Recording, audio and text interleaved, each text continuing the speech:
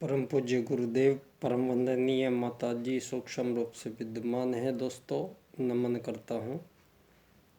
आद्य शक्ति माँ गायत्री, जो प्राणों की देवी, समस्त प्राणियों को उनके जीवन संचालन का महत्वपूर्ण घटक वो शक्ति जो प्रत्येक प्राणियों में प्राण रूप में उपस्थित है, वही माँ गायत्री है।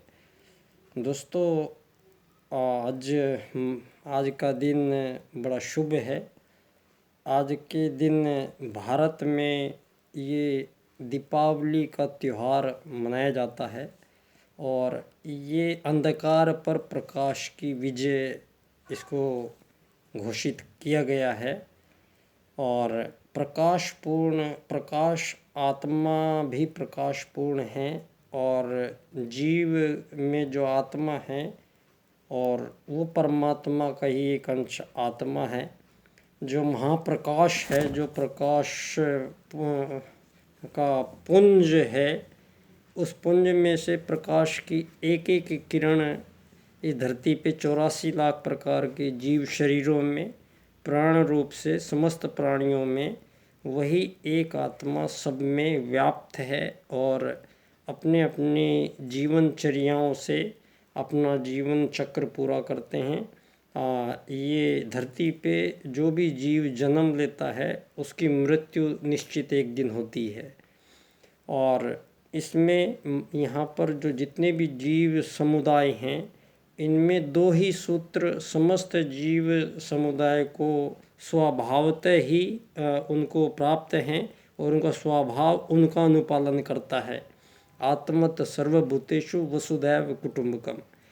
तो दोस्तों, यहाँ वसुधैव कुटुम्बकम का मतलब ये पूरी धरती है, छोटी सी धरती है और उसके भी धरती पे भी केवल 7% जो हिस्सा है उसी पर मानवों को यहाँ पर रहना पड़ता है और उसी पे उनको खेती बाड़ी करके अपना आहार उनको ग्रहण करना है। और ये बाकी जो धरती है वो अभी मानव के रहने के लायक नहीं है। तो दोस्तों, आत्मत सर्वभूतेषु के अनुसार इस धरती पे मानव के अलावा अनंत प्रकार के जीव जंतु रहते हैं, लेकिन किसी भी जीव जंतुओं में आपस में वो जो जीवनचर्या का अनुपालन करते हैं, तो वो दूसरे अपने प्रजाति के जीव में उसमें सामने वाले में अपना ही अक्ष देखते हैं। तो सारे ही जीव समुदाय इसका पालन करता है। यहाँ त्रुटि, एक बहुत बड़ी त्रुटि हुई है ये मानवों से, और मानव यहाँ पिछले 1000 साल से कुछ ऐसी राजनीति का अनुसरण करने लग गया है जो मानव को उसके लक्ष्य से भटकाकर और किसी दूसरे ही राह पर डाल दिया है। जो रास्ता मानव के आपसी जो संबंध है धरती पे, उनमें जो आपसी व्यवहार का जो कारण होना चाहिए था, वो धर्म अर्थ काम मोक्ष की प्राप्ति करते हुए आत्मत सर्वभूतेषु वसुधैव कुटुम्बकम का पालन करना था। यहाँ मानव से भिन्नताएं जो शरीर के आधार पे थी, तो वो अपने शरीर को ही मानव समझा दिया गया। कुछ राज्य की नीति जो धरती पे पहली बार राजनीति की स्थापना हुई, तो वो मानवों द्वारा सतयुग के बाद में प्रथम राजनीति का जब जन्म हुआ, तो धर्म अधर्म में से चुनाव किया मानव ने, राजकता और अराजकता से चुनाव किया, नीति और अनीति से चुनाव किया। तो धर्म आधारित राज्य नीति दुनिया को दी गई थी और इसी प्रकार से धर्म अर्थ काम मोक्ष ब्रह्मचर्य गृहस्थ वानप्रस्थ संन्यास से उसको प्राप्त करना था, क्योंकि मानव जीवन धरती पे सर्वश्रेष्ठ है। उसका लक्ष्य सबसे बड़ा है, सबसे विकट है। मोक्ष प्राप्त करना केवल मानव शरीर में ही संभव है और मृत्यु को मोक्ष कहते नहीं हैं और मानव को पुनर्जन्म बाद में फिर लेना पड़ता है। तो यहाँ पर कुछ सनातन जो विचार प्रक्रिया है, वो सारे संसार में जो सनातन सत्य है उसी के अनुसार ये जो जीवन है अब युग परिवर्तन का समय है। ये परम पूज्य गुरुदेव की ये स्पष्ट घोषणा है कि ये युग परिवर्तन करेंगे गुरुजी। तो युग परिवर्तन में मानव की पहचान शरीर न होके एकात्म मानववाद का राजनीतिक सिद्धांत दीनदयाल उपाध्याय जी ने परम पूज्य गुरुदेव के ही निर्देशन में पूरा किया। और दीनदयाल उपाध्याय जी का एकात्म मानववाद और पश्चिम का वैश्वीकरण, जिसको वो वैश्वीकरण कहते हैं, तो ये दोनों अगर मिल जाते हैं तो हमारा जो वेद सूत्र हैं वो अब साकार रूप लेने जा रहे हैं ये आगामी जीवनों में। दोस्तों, दीनदयाल उपाध्याय जी ने अर्थायाम आधारित एकात्म मानववाद 2 सूत्र ऐसे दिए हैं। अर्थायाम में दीनदयाल जी ने स्पष्ट किया है कि मानव जीवन को जीवन पद्धति के दौरान कोई भी मानव धरती पर ऐसा नहीं हो जिसके पास धन की कमी हो। ये जो धन की कमी होती चली आई है, ये मानवों का एक आपसी षड्यंत्र है जो पूंजीवादी लोकतंत्र के माध्यम से सारे संसार को अपनी जकड़ में ले चुका है। और ये पूरी धरती पे जितनी भी धन बनाया गया है, जो ये धन वेद के आधार पे धन का अर्थ जो था वो है, अर्थ का आशय है मानव धरती पे जाएंगे तो बहुत सारी समस्याएं अगर कोई आए तो सारे मानव मिलके उन समस्याओं का निराकरण करेंगे। तो समस्याओं का निराकरण करना अर्थ कहा गया वेद में। और यहाँ पर दीनदयाल जी ने भी स्पष्ट किया कि भारत का मौलिक विचार ये नहीं है कि मानव आपस में कोई वस्तुओं का आदान प्रदान करे या मानव आपस में कोई सेवा सहायता करे तो बदले में क्या देगा। तो बदले में इस धरती पे 84 लाख प्रकार के जीव शरीर में कुछ लेन देन का भाव नहीं है, सभी का दूसरे की सेवा का भाव है। तो ये भारत का मौलिक विचार नहीं है और ये पश्चिम का भी विचार है, ये पूंजीवाद। तो ये जो अधूरे नियमों पे टिके हुए कुछ ज़बरदस्ती धरती पे ऐसे नियम जो हम पर मानवों पे थोपे गए हैं, अब सारी धरती के 7 अरब लोगों के साथ परम पूज्य गुरुदेव एक नए युग का जो लेके आए हैं, नव युग का नया संविधान परम पूज्य गुरुदेव ने 18 सूत्रों के रूप में लिख के और आपके समक्ष प्रस्तुत किया है। दोस्तों, परम पूज्य गुरुदेव ने उसको नव युग का नया संविधान कहा है। संविधान, तो ये जो संविधान है ये धर्म का शब्द नहीं है, ये राजनीति का शब्द है।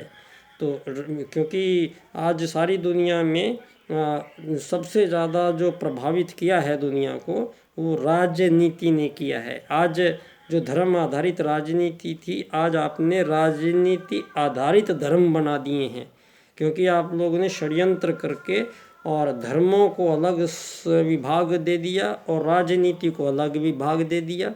और धर्म क्षेत्र आपस में ही धर्मों में उनकी टकराहटें हैं और धर्मों का फैसला अब राजनीति करती है, जबकि धर्म राजनीति चलाता था। तो हमें उल्टे को उलट कर सीधा करना है, गुरुजी ने कहा है। तो दोस्तों, इस आज के प्रकाश के दिन, प्रकाश मतलब अंधकार मिटे, अंधकार मतलब जो हम यहाँ पर जो कार्य कर रहे हैं, एक काम जो कर रहे हैं, लोगों से बातें कर रहे हैं, लोगों से सारी दुनिया आपस में जो व्यवहार कर रही है, ये व्यवहार जो सारी दुनिया में आपस में हो रहा है, ये धन आधारित जीवन पद्धति से चल रहा है। तो ये मानवों के बीच सब में विभेद पैदा हो चुके हैं और विभेद इतने हैं कि आत्मत सर्वभूतेषु के सिद्धांत को तो आदरणीय प्रधानमंत्री जी ने भी इस बार उठा के एक तरफ रख दिया और डायरेक्ट वसुदैव कुटुंबकम लिख दिया। तो आप लोगों को पता होना चाहिए कि वसुदैव कुटुंबकम का कोई मतलब नहीं है, उसको आप सिद्ध नहीं कर सकते जब तक आप आत्मत सर्वभूतेषु को पहले सिद्ध नहीं करेंगे। तो इसीलिए परम पूज्य गुरुदेव ने ऐसा नहीं हो सकता था कि युग परिवर्तन गुरुजी करेंगे तो वो राजनीति का क्या होगा जो सबसे ज़्यादा प्रभावित करती है। तो हम लोगों को ये नहीं पता ना कि ये कार्य कैसे होगा, कौन करेगा। ये जिम्मा परम पूज्य गुरुदेव ने अपने युवा काल में ही जब पंडित दीनदयाल उपाध्याय जी और परम पूज्य गुरुदेव जो दोनों उपाध्याय थे, दोनों आगरा ज़िले के ही गांव के थे, आसपास के थोड़ी दूरी में, और 6-7 साल छोटे थे गुरुजी से दीनदयाल जी। तो इनका जो मिलन है वो युवावस्था में, जब परम पूज्य गुरुदेव अपनी साधना काल में थे तभी इनके बीच में मिलन शुरू हो गया था, और जो अंत तक चलता रहा। और दीनदयाल उपाध्याय जी ने अपने अंतिम दिनों में परम पूज्य गुरुदेव की, और दीनदयाल जी का एक चित्र मैंने दिया है जो सीढ़ियों पे बैठे हैं, तो उस समय परम पूज्य गुरुदेव दीनदयाल उपाध्याय जी को विश्व की नई राजनीति का सूत्र दे रहे हैं, और उस सूत्र को राजनीति में स्थापित करा रहे हैं। तो दीनदयाल उपाध्याय जी ने आजीवन ब्रह्मचर्य से रहते हुए, देश सेवा का व्रत लेते हुए, और अपने सारे जीवन के संकटों के उपरांत आज राजनीति में जो उन्होंने दुनिया को दिया है, ये अभी इन लोगों को सबको ध्यान नहीं पड़ रहा है। क्यों? क्योंकि विषय आत्मा का है। तो आत्मा का नाम आते ही ये मानव लोग ये तितर बितर हो जाते हैं सारे। तो यहाँ इनके राजनीतिक जो सूत्र थे, पिछले 20 साल से मैंने इनके 4 सूत्र हैं, चांद्रो सूत्रों को मैंने इनका अध्ययन मनन चिंतन किया, इन पर रिसर्च करी, और मैंने अब इनके 4 सूत्रों को एक क्रम से लगा के इनकी व्याख्या की है दोस्तों। आर्थिक लोकतंत्र द्वारा अर्थायाम आधारित एकात्म मानववाद की स्थापना से अंत्योदय की प्राप्ति। तो ये जो ये प्रकाश है जो राजनीति का, ये जो गुरुजी का जो युग परिवर्तन है, इसका एक मुख्य सूत्र तो आत्मवत सर्वभूतेषु को सिद्ध करना है पहले धरती पे राजनीति में, फिर एक ऐसी नीतियों का निर्माण करना है जो सारी धरती के 7 अरब लोगों को वसुदैव कुटुंबकम में आना है।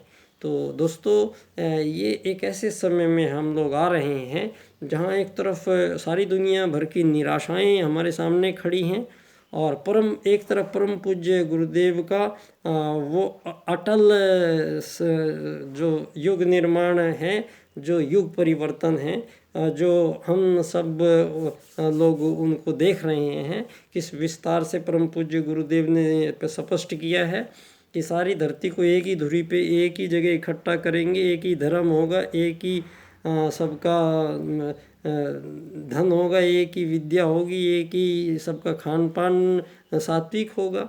तो मतलब सब कुछ परिवर्तन होने जा रहा है मानव का। तो ये परिवर्तन होगा राज की नीति के परिवर्तन से, जो आज सारी दुनिया को पूंजीवाद लोकतंत्र जिसको आप कह रहे हैं, ये लोकतंत्र आपको भ्रमित करता है। और ये सारी दुनिया में जो आज़ाद देश बनाए गए हैं दोस्तों, ये नहीं चल रही, ये आज़ादी हो ही नहीं सकती थी, ये गलत है सिस्टम, ये वेदानुकूल नहीं है, ये ईश्वर के अनुकूल नहीं है। क्योंकि विश्व, ये सारी धरती को ईश्वर ने बिना किसी सीमा रेखाओं के बनाया है, और इस धरती पे यहाँ मानव ही नहीं है, 84 लाख प्रकार के और भी जीव जंतु हैं, जिनमें से प्रत्येक में एक ही आत्मा है, और प्रत्येक जीव का इस धरती पर बराबर अधिकार है। बावजूद इसके मानव सर्वश्रेष्ठ प्राणी इसीलिए कहलाता है क्योंकि ईश्वर ने उसको कुछ अन्य कार्य ऐसे दिए हैं कि इस विश्व वसुधा का ख्याल रखना है, रखरखाव रखना है, और जितने भी जीव जंतु हैं उनका सबका पालन पोषण परिपोषण ठीक तरह से होता रहे, इस चीज़ की को देखने की, संभालने की जिम्मेदारी भी मानव लेके धरती पे आया है। तो यहाँ मानव ने वो सारे के सारे उल्टे पथ पर हम चल रहे हैं। शाकाहारी जीव होने के बाद मानव आज धरती के सारे जीवों को काट के खा रहा है दोस्तों, जिसको मानव को ये बिल्कुल अधिकार नहीं है कि किसी भी जीव को वो मारेगा। तो धरती पे बहुत बड़े फैसले होने जा रहे हैं धरती पे इस समय, ये जितने भी 1000 सालों में, क्योंकि युग परिवर्तन कोई 10-20 नियम, 10-20 बातें बदलने नहीं जा रही है धरती पे युग परिवर्तन का मतलब है कि जो भी धरती पे इस समय मानव जीवन और सभी के बीच में जो भी कार्य प्रणालियाँ कार्य हो रहे हैं, वो सारे के सारे मानव जिस तरीके से व्यवहार कर रहे हैं, उनके बीच में जो व्यवहार का मूल कारण है, जिसने सबसे ज़्यादा प्रभावित किया है मानवों को, वो है धन, पैसा। और ये धन और पैसा दीनदयाल जी ने स्पष्ट किया अर्थायाम में कि ये पश्चिम की देन है, भारत का विचार है सहभागिता, सहयोगिता, सेवा, समर्पण, संयम। तो ये मानव जीवन शरीर में आई हुई एक आत्मा ही मानव का परिचय है, ये साबित करते हुए दीनदयाल जी शरीरों की जितनी भी आवश्यकताएं हैं मानव जीवन की, आपने इन आवश्यकताओं के कारण मानवों को, यहाँ मानव ने ही छल, शोषण, वध, हत्याएं, ये सिलसिला मानवों का आपस में यहाँ जारी है, जो ये ईश्वर का नियम नहीं है।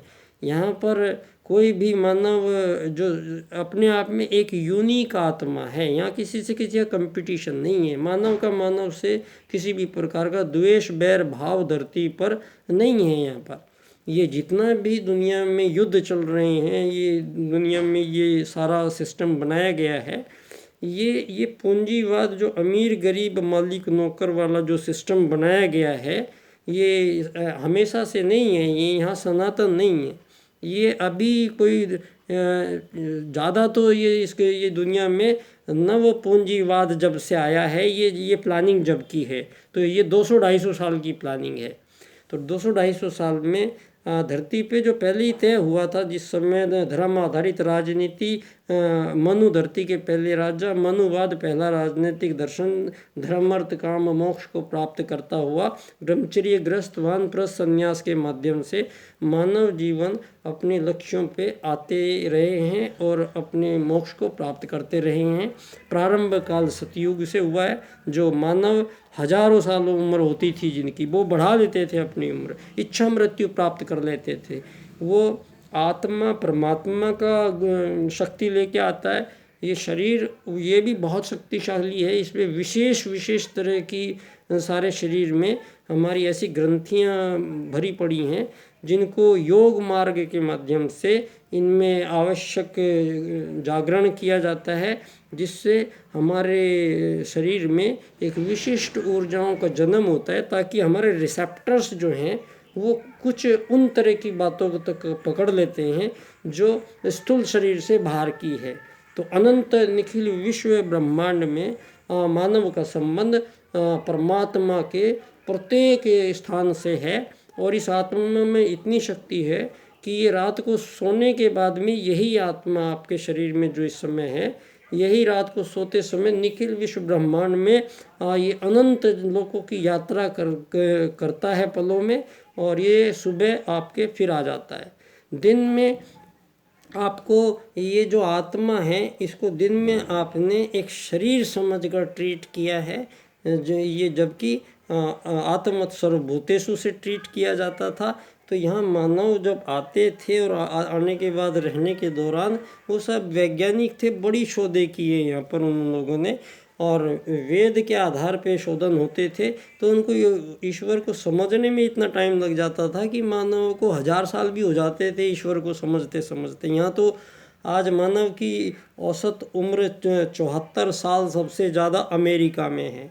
अब ये 60-70 साल का मानव आता है, और इसको ये 60-70 साल में आप आते ही इस अमीर गरीब के लफड़े में, मालिक नौकर के पचड़े में ऐसा डालते हैं कि 1 मिनट भी मानव को ये सोचने के लिए नहीं मिलती कि ये इसके अलावा भी कुछ जीवन के प्रकार हैं क्या। तो मानव जीवन को इस दुर्गति के साथ जो समाप्ति की ओर लेके गई है दुनिया, इसको अब दीनदयाल उपाध्याय जी अर्थयाम आधारित एकात्म मानववाद के राजनीतिक सूत्र से सारी दुनिया के 7 अरब लोगों को एक ऐसी राज्य नीति प्रदान कर रहे हैं जिससे सारे मानवों के सारे संकट, विभेद, सारी धरती के सारे युद्ध एक दिन में समाप्त हो जाएंगे। दोस्तों, इस धरती पे जितने भी हथियार बने हैं सारे के सारे, ये सारे हथियार एक दिन में समाप्त किए जाएंगे अब, और एक ही दिन में सारी धरती से सारे युद्धों का समापन